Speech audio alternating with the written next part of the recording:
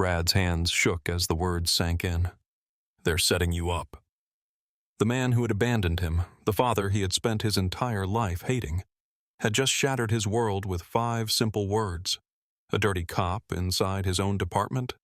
A target on his back? He wanted to call it a lie, but the look in David's eyes told him one thing. This wasn't a warning. It was a death sentence.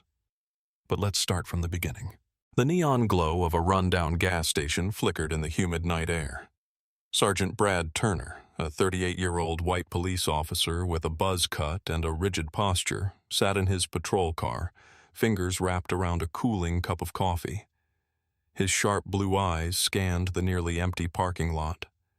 A sleek black Mercedes S-Class rolled to a stop near pump number 3. The driver stepped out.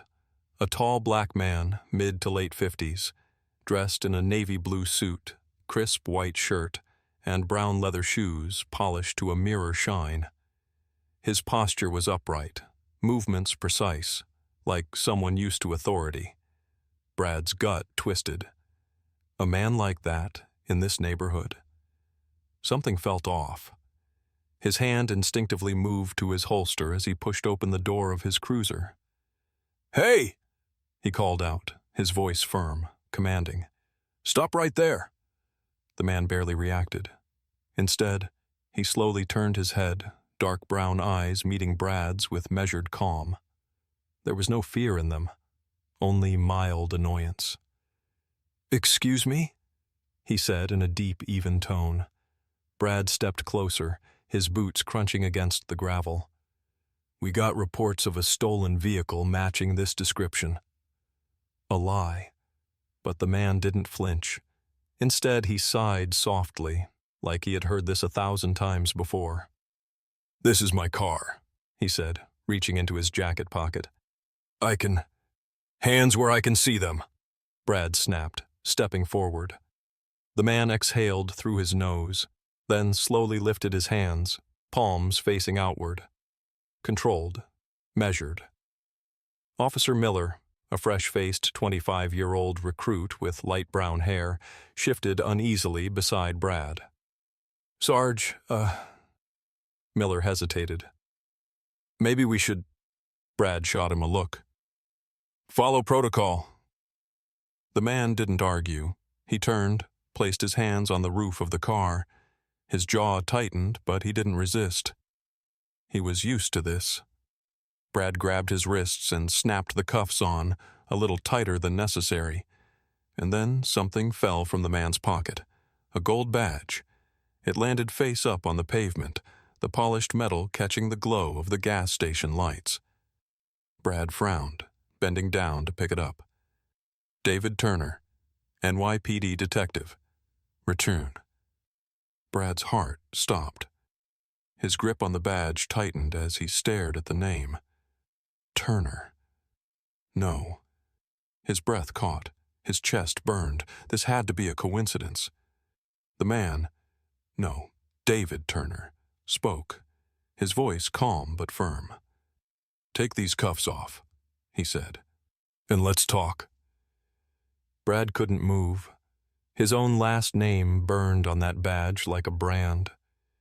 The man he had just cuffed was his father. Brad's pulse pounded in his ears. The noise of the gas station, cars rolling past, distant sirens, faded into nothing. He felt cold. David Turner, his father, stood before him, wrists bound, shoulders squared. His face was unreadable, too calm, too controlled. Brad's mouth was dry. "You a cop?" he demanded, his voice unnaturally shaky. David met his gaze. "I was." Brad's grip on the badge tightened. A retired cop. That didn't explain. "I'm also your father." The words hit like a bullet. A sharp, painful, impossible truth. Brad's chest tightened. No. His father had abandoned him before he was born. His mother never spoke his name. "You're lying." David didn't react. "I'm not." Brad couldn't breathe. Officer Miller shifted awkwardly. Sarge? What's going on? Brad ignored him. His world had just collapsed. David's voice was even. Take the cuffs off, son. Son. Brad's stomach turned. His whole life, he had hated the man who left him. And now, this man stood in front of him, looking him in the eye, daring to claim him. The rage he had buried boiled over. Brad clenched his jaw, his hands trembling. If he let David go, it would look like favoritism. If he kept him cuffed, it would feel like justice. For himself, for the years of pain, for the hatred that had kept him going. David watched him, waiting. Finally, Brad forced his hand forward, his fingers brushing against the cold metal of the cuffs, and he unlocked them. The metal cuffs clicked open. David rubbed his wrists, his face still unreadable, but his eyes lingered on Brad, searching for something. Brad stepped back, fists clenched. His whole body felt wired, like he was barely keeping himself from exploding. "You're saying you're my father," he said, his voice tight. "Prove it." David exhaled slowly. "You were born March 12th, 1986. Your mother, Linda, raised you alone.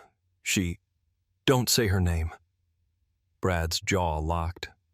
His mother had struggled for everything, working 2 jobs, barely making ends meet. She had never once mentioned this man. David nodded, as if he had expected the reaction. "I tried to see you." Brad laughed, a cold, bitter sound. "That's funny, because I don't remember that." "You wouldn't?" David's voice was too calm. "Your mother, she didn't want me around." Brad's stomach twisted. "No," he snapped. "You left."